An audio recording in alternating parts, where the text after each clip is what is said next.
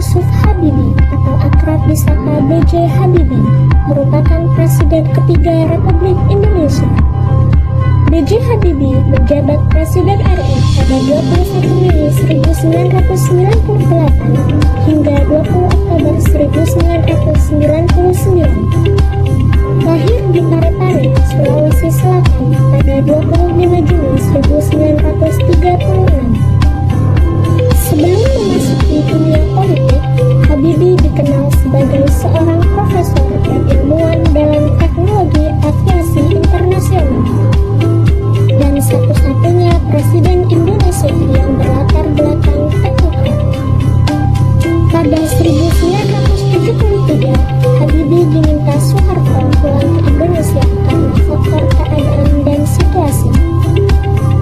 Habibie kemudian menjabat sebagai Menteri Negara Riset dan Teknologi sejak tahun 1978 sampai Maret 1998. Di tengah situasi politik dan ekonomi yang kacau balau, Habibie diangkat menjadi Presiden Indonesia menggantikan Soeharto. Kebebasan pers lahir di masa pemerintahan Habibie dengan terbitnya UU Nomor 40 Tahun 1999 tentang pers.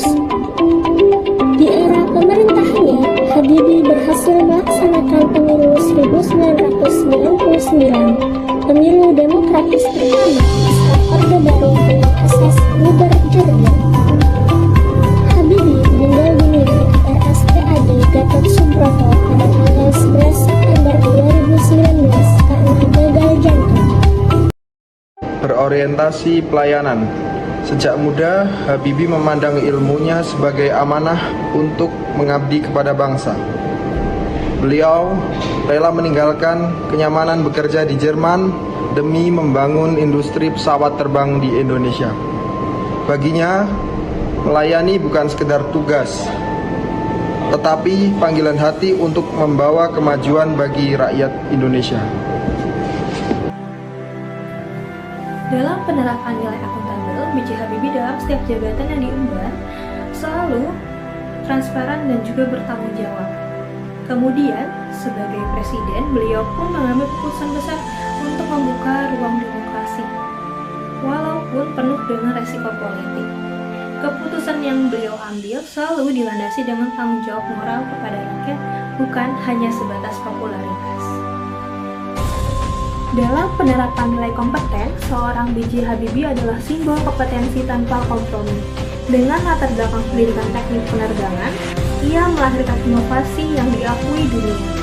Filosofi dari Habibie Factor menjadi bukti bahwa keahlian yang diasah dengan kerja keras mampu membawa bangsa setara dengan negara maju.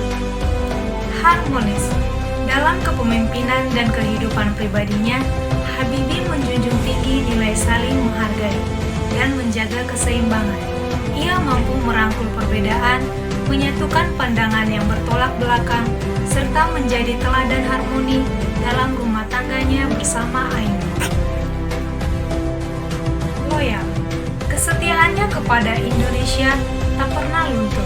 Meski memiliki peluang besar berkarir internasional, Habibie memilih mengabdi di tanah air. Loyalitasnya tercermin dari tekadnya membangun industri strategis nasional di tengah keterbatasan. Adaptif. Dalam masa transisi reformasi yang penuh gejolak, Habibie mampu menyesuaikan langkah dengan cepat. Ia membuka kebebasan pers, membebaskan tahanan politik, dan menyesuaikan kebijakan demi meredam ketegangan sosial, menunjukkan kepiawaian beradaptasi di tengah perubahan besar. Nilai kolaboratif Bapak B.J. Habibie terlihat dari kemampuannya bekerja sama dengan berbagai pihak. Bapak B.J. Habibie dikenal sebagai sosok yang menerapkan kolaborasi dalam berbagai aspek, terutama dalam memajukan teknologi dan industri di Indonesia. Dapat dilihat dari proyek-proyek seperti teknologi satelit dan telekomunikasi. Bapak B.J. Habibie menjalin kemitraan dengan pakar dan organisasi internasional untuk mengembangkan dan meluncurkan satelit Palapa-D. Tujuannya adalah untuk mendapatkan akses teknologi terkini dan mengurangi ketergantungan Indonesia pada satelit asing. Bapak B.J. Habibie juga dikenal dengan budaya estafet atau sinergi berkelanjutan di mana ia selalu melibatkan berbagai pihak dalam pengambilan keputusan, membangun konsensus, dan mendorong partisipasi aktif untuk kemajuan bangsa. Secara umum, nilai kolaboratif Bapak B.J. Habibie menunjukkan bahwa ia adalah seorang pemimpin yang memahami bahwa pembangunan nasional tidak dapat dilakukan sendiri, melainkan memerlukan kerjasama dan aliansi dengan berbagai pihak.